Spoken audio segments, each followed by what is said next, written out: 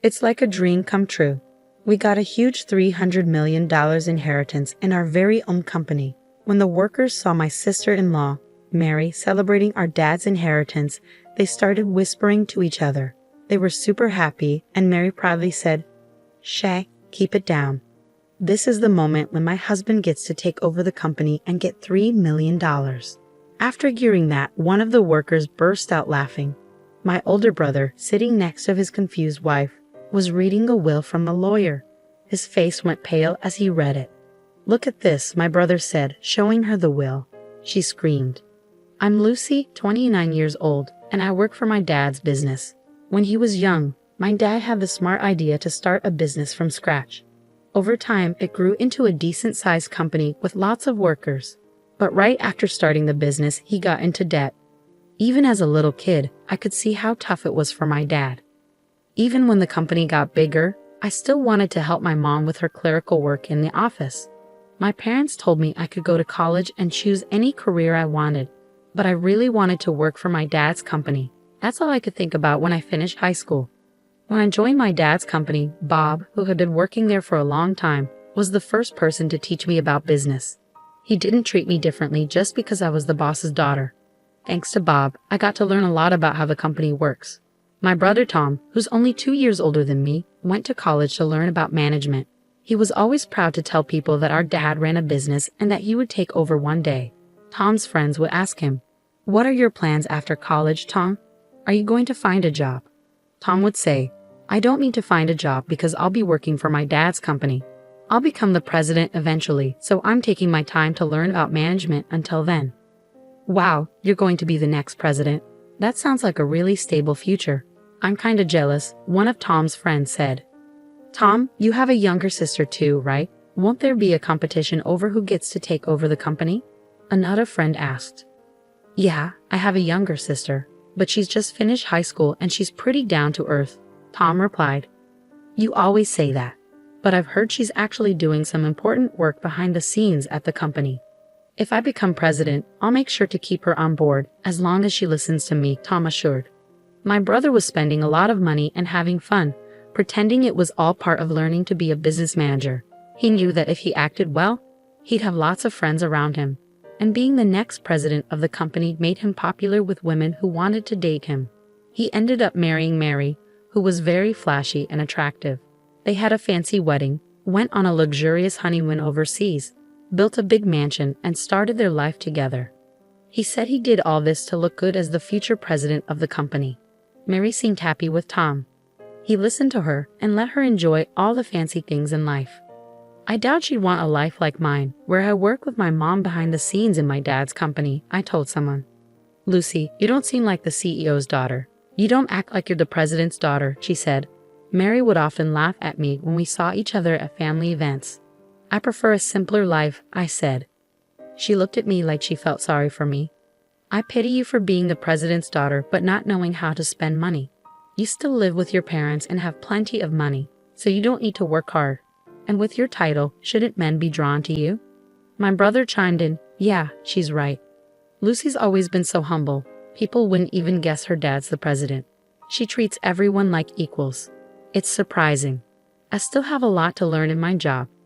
Many of my colleagues are better than me, so I can't act like I'm the boss," I argued. But my brother looked shocked. "That's why you're not useful. A boss needs to stand out so they're respected by their team. Let others handle the simple tasks. It seems like only Dad and I are the bosses around here. You shouldn't belittle your team, no matter how powerful you are." Before I could reply, my brother interrupted me, looking annoyed. "A woman who's too logical isn't attractive to men." Then Mary joined in, "If you keep talking like that, you'll never find a husband. You should try to be more appealing, don't you think, Tom?" "Yeah, well, when I become president, I might just fire a humble employee like you," Tom said.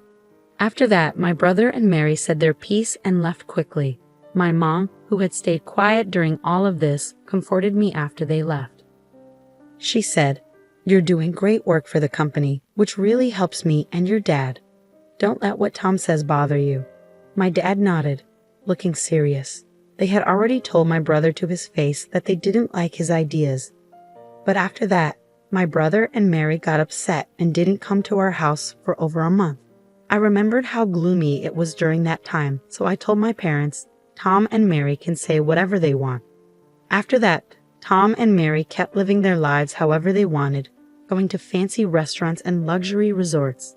It was all to make it seem like Tom would be the president of my dad's company one day.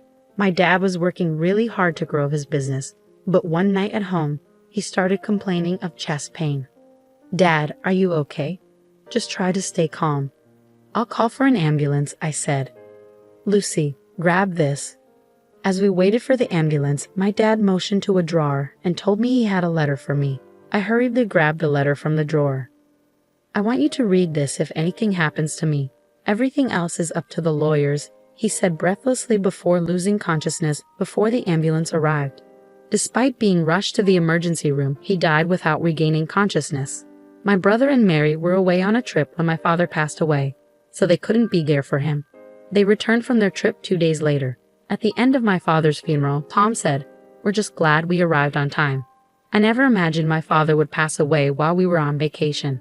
I was shocked. My brother and Mary showed up at the funeral without any worries, not acknowledging that my mother and I had been left to handle everything. I talked to my brother about it in private, so the other employees wouldn't hear. "Couldn't you have come back home sooner?" I asked my brother in private. "What? I couldn't. Our return flight was already booked," my brother replied without offering an apology, then turned to address the employees. "Thank you all for your support. From now on, I'll be stepping into my father's shoes with dignity," he said. Mary glanced around at the employees, who had gone silent at my brother's words, and praised him, saying, "That's exactly what Tom would do. Everyone's impressed, right? It's only natural, considering my husband's dignity." With pride, my brother said to me, "Lucy, isn't the ceremony about to begin? Please lead the way." I was annoyed by my brother's tardiness and his arrogance, but I led him and the employees to the meal ceremony table. My brother continued to act arrogantly as we ate. "Lucy, isn't the quality of this food questionable? It might lower our father's reputation as president," he remarked. "Mom and I already discussed it and agreed on the menu. Plus, I don't need you telling me what to do. This is why people don't understand what it means to be president," I snapped back.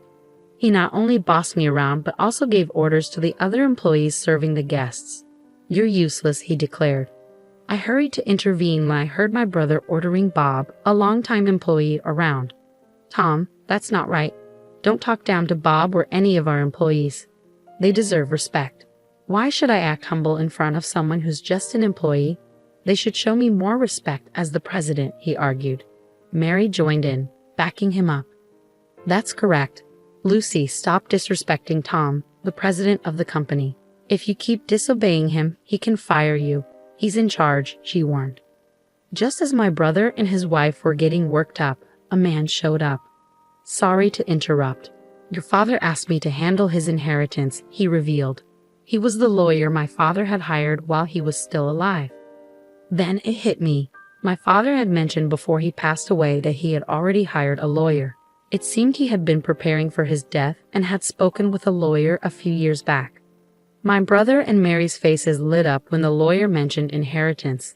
They eagerly welcomed him into their room. Tom said, "Thank you for coming. Let's get this done as soon as possible." But as he spoke with the lawyer, Tom started to cry. Wasn't my father's inheritance supposed to be $300 million? Mary, upon hearing this, couldn't contain her excitement. $300 million.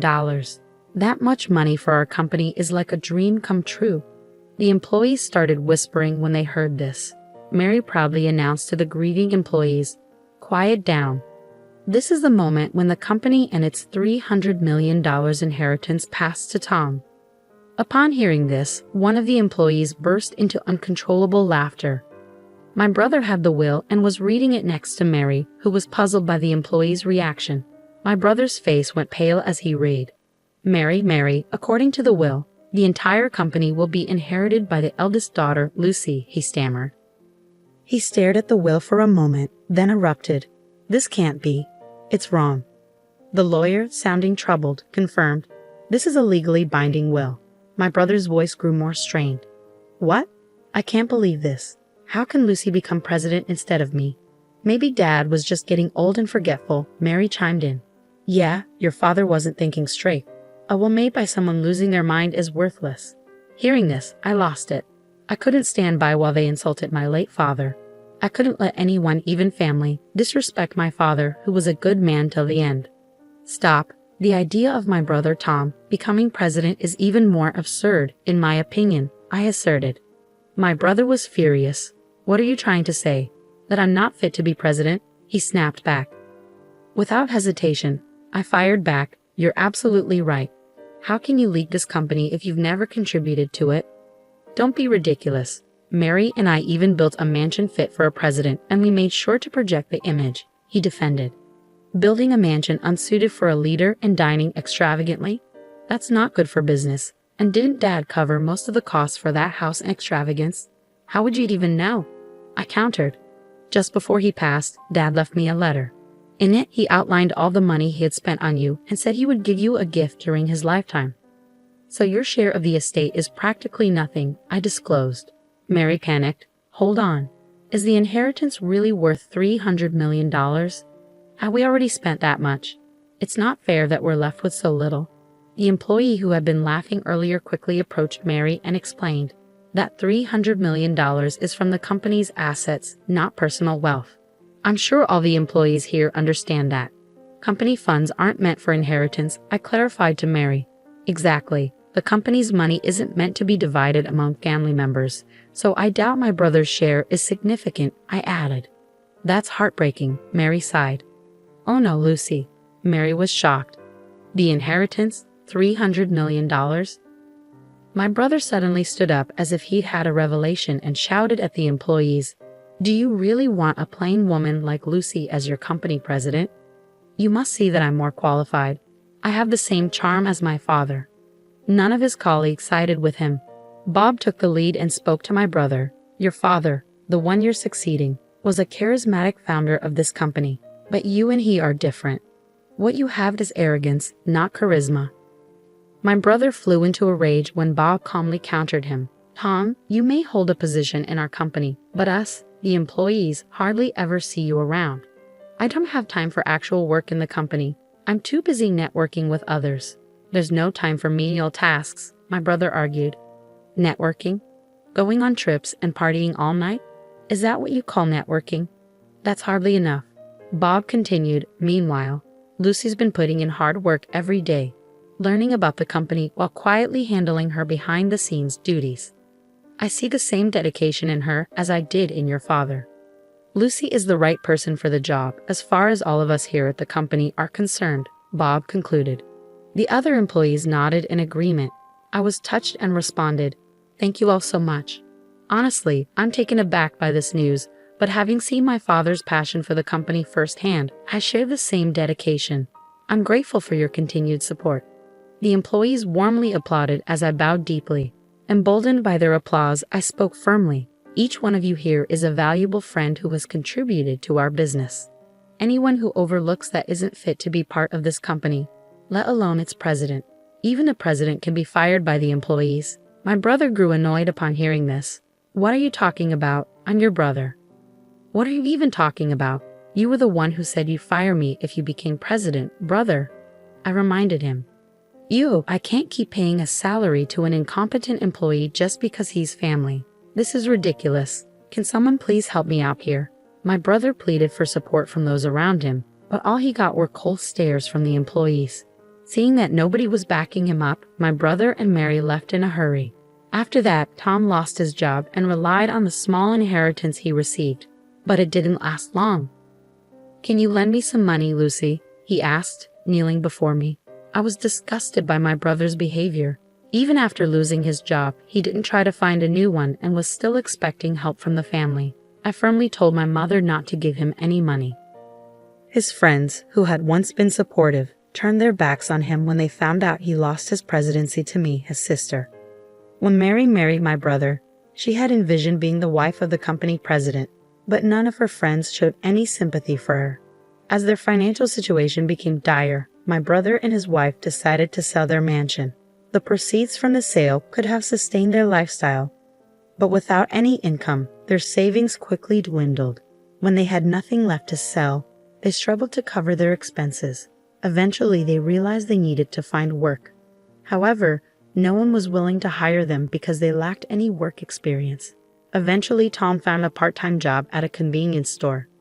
Now, he's in an unfamiliar role, facing criticism from younger coworkers. Mary's situation changed too. She's no longer a full-time housewife but now works as a cashier at a supermarket, alongside the very part-time housewives she once looked down upon. Her salary is low. Meanwhile, I'm using my experience from behind-the-scenes work to help the company grow. With support from Bob and other employees, the company is thriving. Ironically, my brother's situation has strengthened employee unity. I've pledged to keep working with my mother to expand the business, aiming to bring pride to my Father in heaven.